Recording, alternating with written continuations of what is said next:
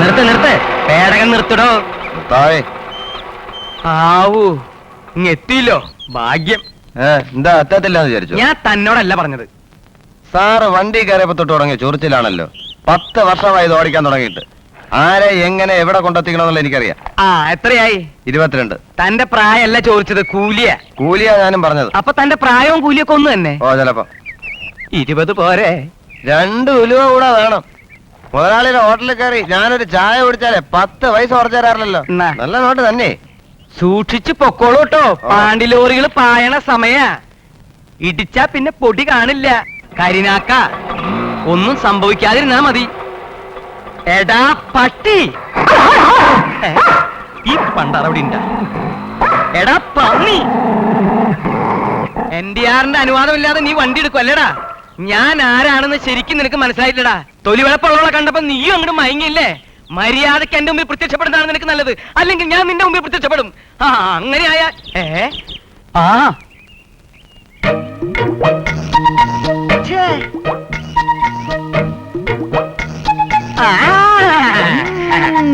മര്യാദക്ക് ഇറങ്ങി വരുന്നതാണ് നിനക്ക് നല്ലത്, അല്ലെങ്കിൽ ഞാൻ അങ്ങോട്ട് വരും. എന്നാ മുതലാളി ഇങ്ങോട്ട് കയറി വാ, നമുക്ക് ഇവിടെ നിന്ന് സൗകര്യമായിട്ട് സംസാരിക്കാം. ഇറങ്ങടാ, ഇല്ലെങ്കിൽ ഞാൻ എറിഞ്ഞു വീഴ്ത്തും.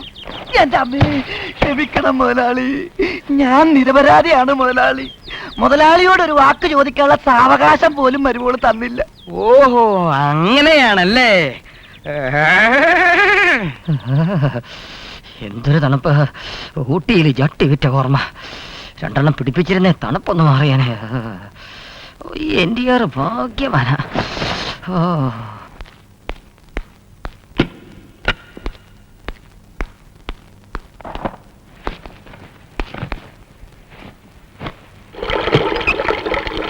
അയ്യോ നിങ്ങൾ ഇതിനകത്തുണ്ടായിരുന്നു, ഞാൻ അറിഞ്ഞില്ല.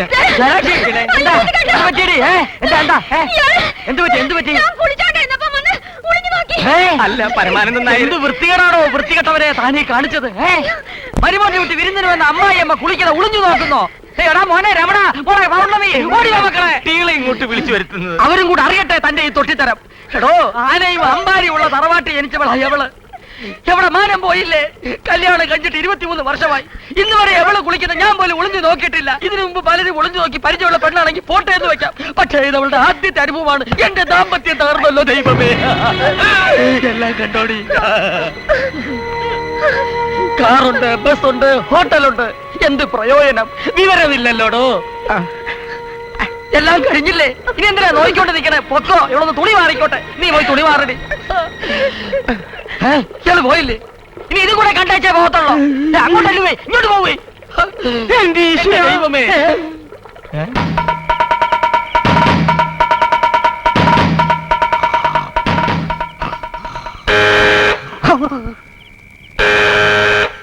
ആരായിരിക്കും ഈ നേരത്ത്? ആരാ? എന്റെ കക്ഷിയോ ആരെങ്കിലും ആണെങ്കിൽ ഞാനിവിടെ ഇല്ല.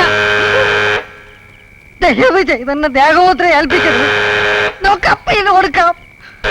എന്റെ സ്വന്തം ചെലവിൽ ഞാൻ നല്ല വിവരമുള്ള വക്കീലിനെ വെച്ച് വാദിപ്പിച്ചോളാം. എടോ ഉണക്ക വക്കീലേ, ഇത് ഞാനാ NDR. ആറോ? നീതി ദേവത തുണച്ചു. മുതലാളി എന്താ ഈ പാതിരാത്രിയില് അവിടെ കിടക്കാൻ പറ്റണ്ടേ? വാട്ട് ഹാപ്പൻഡ് മുതലാളി? താൻ അങ്ങോട്ടൊന്ന് നോക്ക്, അതിപ്പോ വീടല്ല തൊഴുത്താ. അപ്പൊ വീട് തൊഴുത്തിലോട്ട് മാറ്റിയോ? അതിനുള്ള സൗകര്യം ഉണ്ടോ അവിടെ? അപ്പൊ ഈ തൊഴുത്തിലെ പശുക്കളൊക്കെ പിന്നെ? തൊഴുത്തിലെ പശുക്കളൊക്കെ ഞാൻ തിന്നു. എടോ കഴുതേ, ഈ പോക്ക് പോയാ ഞാൻ താമസിയാതെ തൊഴുത്തിലാകുമെന്നാ പറഞ്ഞു വന്നത്. ആ എടാകൂടത്തിന് എന്റെ തലയിൽ കെട്ടിവെക്കാൻ ഞാൻ തനിക്ക് എന്ത് ദ്രോഹമാണോ ചെയ്തത്? അവൾ അടങ്ങിയില്ലേ മുതലാളി? എവിടെ അടങ്ങാൻ? അവൾ അവിടെ മുഴുവൻ കിടന്ന് ഉഴുതു മറിക്കല്ലേ. എന്റെ മോൻ എന്റെ കൈ വിട്ടു പോകുന്ന ലക്ഷണമാണോ വക്കീലെ ഞാൻ കാണുന്നത്? പാറ പോലെ ഉറച്ച മുതലാളി പതറുന്നു. ഇപ്പോഴേ ദേ സെന്റിമെന്റൽ ആയാലേ താമസിയാതെ മെന്റൽ ആവേ. മരുമോളെ ഒതുക്കണം, അത്രയല്ലേ ഉള്ളൂ. അതെനിക്ക് വിട്ടേക്ക്. ഈർക്കിലി പോലുള്ള താൻ വിചാരിച്ച അവൾ ഒതുങ്ങോ? ഞാനെന്നല്ല, 500 കിലോ വെയിറ്റ് ഉള്ള ഒരു പുരുഷൻ വിചാരിച്ചാൽ പോലും ഒരു പെണ്ണിനെ ഒതുക്കാൻ പാടാ മുതലാളി. ഒരു പെണ്ണിനെ ഒതുക്കാൻ മറ്റൊരു പെണ്ണിനെ കൊണ്ടേ പറ്റൂ. അത് ഇന്ത്യൻ പീനൽ കോഡിൽ സെക്ഷൻ 1-ലോ 301-ലോ കാണത്തില്ല. പക്ഷേ ബുക്ക് ഓഫ് ഫീമെയിൽ സൈക്കോളജിയിൽ അത് വ്യക്തമായി പറയുന്നുണ്ട്. പിന്നെ അതിന് അങ്ങനെ ഒരു പെണ്ണിനെ കിട്ടും മുതലാളി. കഴിഞ്ഞ കനേഷുമാരി കണക്കും പ്രകാരം ഒരു പുരുഷന് വേണ്ടി 9 പെണ്ണുങ്ങൾ നോയമ്പ് നോക്കുന്നുണ്ട്. അതിന്നൊരെണ്ണത്തിന് നമ്മൾ രമേശന് വേണ്ടി കണ്ടുപിടിക്കുന്നു. രമേശനോ? യെസ്, അനിയന്റെ ഭാര്യ ചേട്ടന്റെ ഭാര്യയെ ഒതുക്കും. അതൊരു ലോക തത്വമാണ് മുതലാളി. അതിന് രമേശന് കല്യാണപ്രായം ആയോടോ കോന്തം വക്കീലേ? ആയി മുതലാളി. മുതലാളി ഒന്ന് കെട്ടിച്ചു നോക്ക്, ഒരാഴ്ചക്കുള്ളിൽ വിവരം അറിയും.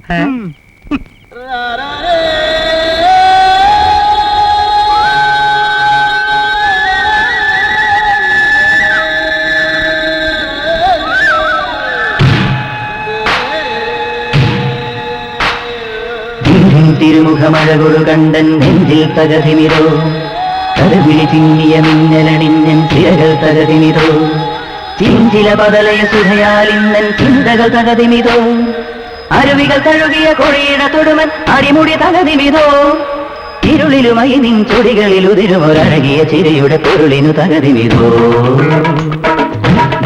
തിരുമുഖമഴകൊടു കണ്ടൻ നെഞ്ചിൽ തകതിമിരോ കരവിളി ചിന്നിയ മിന്നലണിഞ്ഞൻ ചിരകൾ തകതിമിതോ ചിഞ്ചില പതലയ സുധയാലിന്നൻ ചിന്തകൾ തകതിമിതോ അരുവികൾ തഴുകിയ കൊടിയിട തൊടുമൻ അടിമുടി തകതിമിതോ ഇരുളിലുമായി നിൻ ചുടികളിൽ ഉതിരുമൊരഴകിയ ചിരിയുടെ പൊരുളിനു തകതിമിതോ.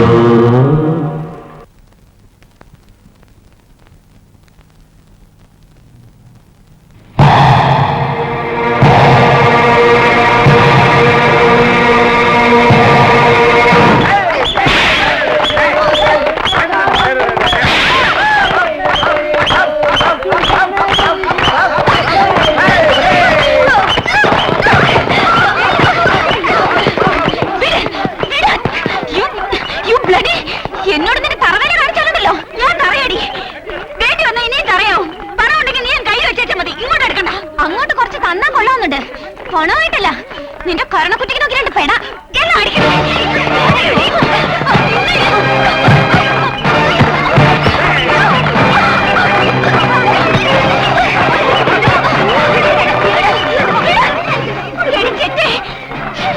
എലക്ഷന് തോറ്റേന്റെ കൊടുക്കരുത് ഇവിടെ കാണിക്കേണ്ടത്. എലക്ഷന് ജയിച്ചതിന്റെ മഹത്വം നീ വിളമ്പണ്ട. പോയതിന് വളർച്ചലടി നീ ജയിച്ചത്. അതെന്റെ മിടുക്ക്. എന്നാലേ ഇത് എന്റെ മിടുക്ക്. കളിയാകുമ്പോ ഒന്ന് വീണെന്നൊക്കെ വരും. വീണോ?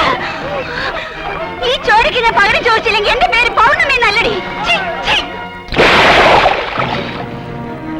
പൗർണമി എന്താ കാണിക്കുന്നത്? അവൾ അങ്ങനെ പാല് കുടിക്കണ്ട. ഈശ്വര, ഫസ്റ്റ് നൈറ്റിൽ പാല് പിന്നെയും പ്രശ്നമാവാണല്ലോ. ഇവിടെയാണ് രമേശൻ കെട്ടാൻ പോകുന്ന ഒരു വാക്ക് രമണൻ എന്റെ അടുത്ത് പറഞ്ഞു. നിങ്ങൾ തമ്മിൽ ഇങ്ങനെ ഒരു കുടിപ്പേക്കുള്ള കാര്യം ഞാൻ അറിഞ്ഞു. അല്ലെങ്കിൽ തന്നെ അവന്റെ വിവാഹത്തിന്റെ ഒരു കാര്യത്തിലും അച്ഛൻ നമ്മളെ അടുപ്പിച്ചില്ലല്ലോ. അവൾ ഇതിനകത്ത് വാഴുന്ന എനിക്കൊന്ന് കാണണം.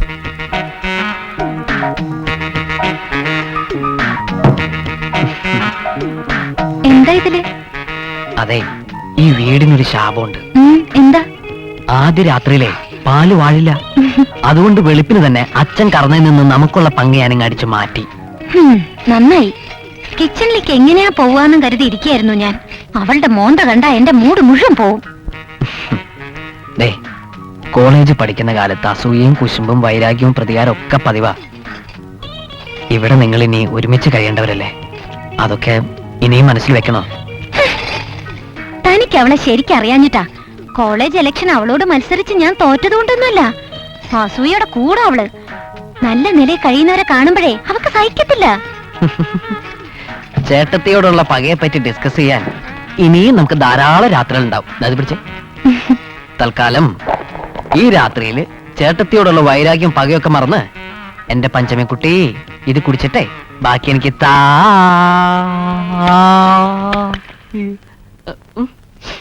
ഈശ്വര, ഈ ഫസ്റ്റ് നൈറ്റും പിരിഞ്ഞല്ലോ.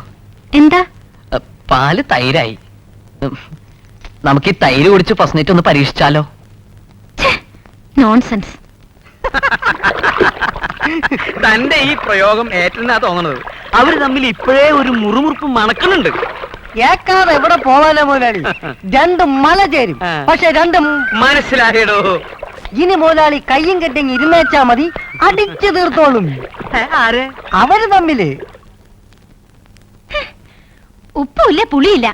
ഏതവളെ ഇതുണ്ടാക്കിയത്? ഉപ്പും പുളിയൊക്കെ പാത്രമുണ്ടല്ലോ പഞ്ചമി. നിങ്ങൾക്കിത് മതിയായിരിക്കും. ഞാനേ ബാലകൃഷ്ണ പണിക്കരുടെ ഒറ്റ മോളാ. നല്ല ഭക്ഷണം കഴിച്ച് തന്നെ വളർന്നിട്ടുള്ളത്. അല്ലാതെ ഇവിടെയുള്ള മറ്റു ചിലരെ പോലെ ഇവിടെ ഇതൊക്കെ ഉള്ളൂ, വേണമെങ്കിൽ കഴിച്ചാ മതി. ആഹാ, എന്നാ എനിക്കതൊന്ന് അറിയണം. വേണ്ട പഞ്ചമി, വിളക്കിനും വെക്കണത്തിനും പോണ്ട. നിങ്ങൾ ഇവിടെ അടങ്ങിയിരുന്നാ മതി. എനിക്കിവിടെ ഒരു വിലയുണ്ടെന്ന് അറിയണമല്ലോ. ആഹാ, ഇന്ന് ഞാൻ കാണിച്ചു തരാം. എടി, 2 മുട്ട എടുത്ത് ഓംലെറ്റ് ഉണ്ടാക്കിയേ. 2 മുട്ട മതിയോ? പറഞ്ഞത് കേട്ടില്ലേ? കൊച്ചമ്മ പറയട്ടെ. ആഹാ, അവള് പറഞ്ഞാലേ നീ കേൾക്കത്തുള്ളോ?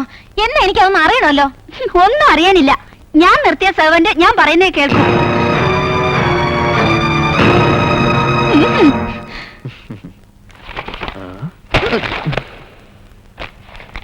എന്താ ഇത്? വായിക്കാൻ അറിയില്ലേ? ഇത് മുഴുവൻ അടുക്കള സാധനങ്ങളല്ലേ? ഇതൊക്കെ ഇവിടെ ഉണ്ടല്ലോ. ഇവിടെ ഉണ്ട്. അതൊക്കെ അവക്ക് പരിപാലിക്കാൻ.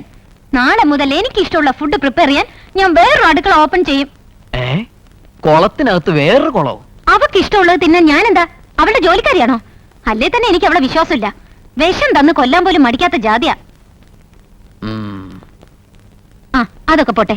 രമയ്ക്ക് ഇത് വാങ്ങാൻ പറ്റുമോ? അത് പറ. രമയോ? എന്റെ പേര് രമേശ് എന്നാ. അതൊക്കെ പഴഞ്ചനല്ലേ. ഞാൻ ഇനി രമയെന്നെ വിളിക്കൂ. അതൊക്കെ പെൺകുട്ടികളുടെ പേരാ. അത് വിളിച്ചെനിക്ക് നാണം വരും. ഒരു ഷൻ എന്നോട് കൂട്ടി വിളിക്കുന്നതിന് വിരോധമൊന്നുമില്ലല്ലോ. രമയെന്ന് വിളിക്കാനാ സുഖം. അതിലൊരു റൊമാൻറ്റിക് ടച്ച് ഉണ്ട്. ഞാനൊന്ന് കുളിക്കട്ടെ. പിന്നെ വീട്ടിൽ നിൽക്കുന്ന ജോലിക്കാരി ഇങ്ങോട്ട് അയക്കാൻ ഞാൻ അച്ഛനെ വിളിച്ച് പറഞ്ഞിട്ടില്ല. അച്ഛൻ രമ ഈ ലിസ്റ്റിലുള്ള സാധനങ്ങളൊക്കെ മേടിക്കാൻ ഏർപ്പാടി.